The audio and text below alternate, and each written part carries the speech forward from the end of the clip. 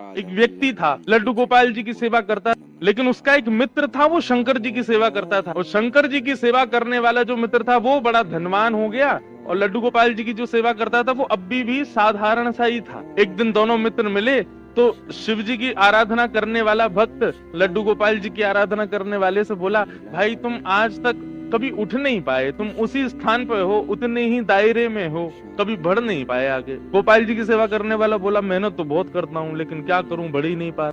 शिव आराधक ने कहा, एक काम करो, तुम अपने आराध्य बदल दो। ये तुम गोपाल जी की आराधना करते हो ना, इनकी जगह तुम शिव जी की आराधना शुरू कर दो, देखना कैसे जीवन में बदलाव आएगा। अब उस व्यक्ति ने यही किया कि गोपाल जी को ले जाकर के तो अलमारी में रख दिया, दूसरे दिन एक शंकर जी ले आया और शंकर जी का बढ़िया रुद्राभिषेक करके, त्रिपुंड लगा करके, बढ़िया ज्योत नैवेद्य आदि सब अर्पित करके, अगरबत्ती जला करके ओम नमः शिवाय का जाप करने लगा। और अब गोपाल जी की सेवा करता था, वो गोपाल जी मन अंदर बैठा दिए एक अलमारी में, उनकी सेवा बंद, ओम नमः शिवाय का जाप करने लगा।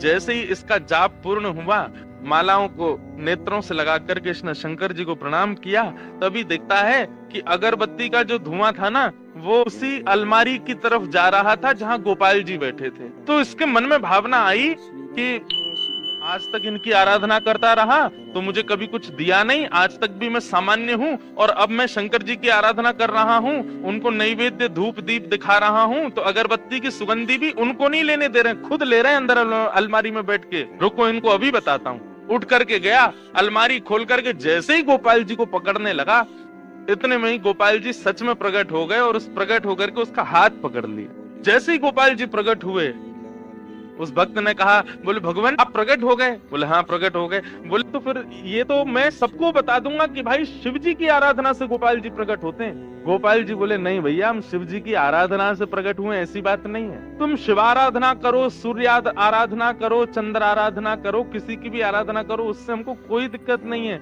लेकिन आज हम प्रकट किस लिए हुए ये ध्यान से सुनना। आज तक तुमने केवल हमको अष्ट धातु की एक मूर्ति समझा, तुम्हारे मन में कभी ये भावना नहीं आती थी कि इनकी आंखें भी हैं, इनकी नाक भी है, इनकी जीभ भी है, इनके कान भी हैं, इनकी त्वचा भी है, इनके हाथ पैर भी हैं। परंतु आज जब वो अगरबत्ती का धुआं सहज ही मेरी तरफ आ गया, तो तुम्हारे मन में ये भावना आई कि अगरबत्ती की सुगंधी मैं ले रहा हूँ, मतलब मैं जड़ नहीं हूँ, मैं चैतन्य हूँ। वास्तव में शिव आराधना ने मुझे प्रकट नहीं किया, तुम्हारे हृदय में जो चैतन्यता का भाव मेरे प्रति आया है उसने मुझे प्रकट किया है। ये चैतन्य हम मानते हैं, नहीं मानते?